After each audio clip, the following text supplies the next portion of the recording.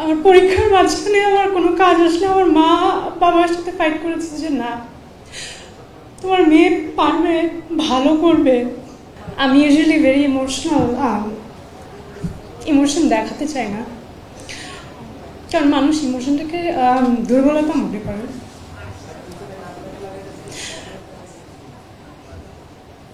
But আজকে এখানে সবার মাঝে হয়তো আমি সবচেয়ে ইয়াংগেস্ট। এই বয়সে আসলে আমার এত এত অর্জন এবং এত কিছু আমি মনে হয় যে আমি কখনো ভাবিনি স্বপ্নে যে হতে পারে, কিন্তু আমার মা ভেবেছিল। আমার আজকে অভিনয় জীবনের যাত্রা বলি বা গান শেখা সব কিছু, এগুলোর আসলে পেছনে আমার মার অবদান। এটা আমার বাবা না, সম্পূর্ণ আমার মায়ের অবদান। কারণ আমার মা আমার বাবার সাথে যুদ্ধ করে আমাকে নাচের স্কুলে ভর্তি করেছে, গানে দিয়েছে। আমার পরীক্ষার মাঝখানে আমার কোনো কাজ আসলে আমার মা বাবার সাথে ফাইট করেছে যে না, তোমার মেয়ে পারবে, ভালো করবে। তো আমার যখন হোলি ক্রসে চান্স পাই আমি ক্লাস 6-এ, ওটা আমার জন্য মানে অনেক বড় একটা পাওয়া ছিল। তো হোলি ক্রসে ভর্তি হওয়ার পরও যেহেতু আমাদের ঢাকার বাইরে থাকতাম বাবার পোস্টিংয়ের কারণে, আমার মা ফাইট করে আমাকে আর আমার ছোটো ভাইকে নিয়ে ঢাকায় চলে এসেছে যে আমি পারবো, তুমি কিছু মনে করো না। অথচ তার আগ পর্যন্ত আমাদের এক গ্লাস পানিও ঢেলে খেতে হয়নি, যেহেতু আমার বাবা সরকারি কর্মকর্তা ছিল।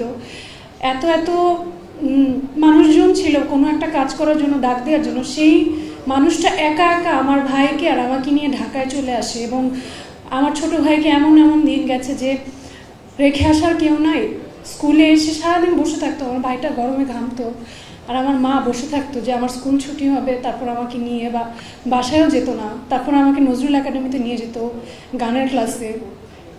অনেক সময় প্রোগ্রাম থাকতো, রিহার্সেল হতো রাত্রে 8টা 9টা 10টা পর্যন্ত।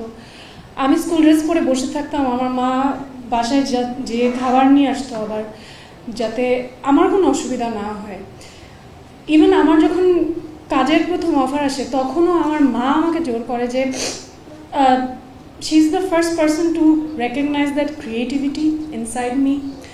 অ্যান্ড আমি অনেক এক্সপেরিমেন্ট করেছি এবং অনেকবার সুইচ করেছি। আমি স্কুল কলেজে সায়েন্সে ছিলাম, হোলি ক্রস থেকে পাশ করার পর আমি বলি যে না, আমি সায়েন্সে পড়তে চাই না, আমি বিবিএ পড়বো। তো আমি পরীক্ষা দেই, আমার জাহাঙ্গীরনগরে হয়, ঢাকা ভার্সিটিতে হয়, বিউপিতে হয়।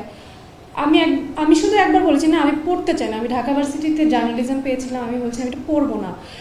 আমার বাবার সাথে ফাইট করে আমার মা আমাকে বিউপিতে ভর্তি করে, কারণ আমার মা সবসময় আমার আগ্রহকেই প্রায়োরিটি দিয়েছে। এবং আমি কি হতে চাই, এটা খুব রেয়ার আমার মনে হয় যে সন্তানদের ইচ্ছাটাকে মায়েরা প্রায়োরিটি দেওয়াটা। তো আমি সেটা পেয়েছি, আমার ক্ষেত্রে সব সময় পেয়েছি। এবং আমাদের এই প্রফেশনটা এটা খুব কঠিন একটা জায়গা। মানুষ অনেক বাইরে থেকে অনেক কথা বলে, বা অনেক ধরনের জাজমেন্ট, অনেক ধরনের তাদের একটা মানে অনেক কিছু ভাবে আমাদেরকে নিয়ে। কিন্তু সেই জায়গা থেকে, সেই স্ক্রুটিনিটি থেকে আমার মা সবসময় আমার পাশে গাছের মতো ছিল, এখনও আছে, এবং আশা করি যে সবসময় এভাবেই থাকবে। এবং আমি চাই আমার মার মৃত্যুর আগে আমার মৃত্যু হোক, কারণ এটা আসলে আমি দেখতে চাই না।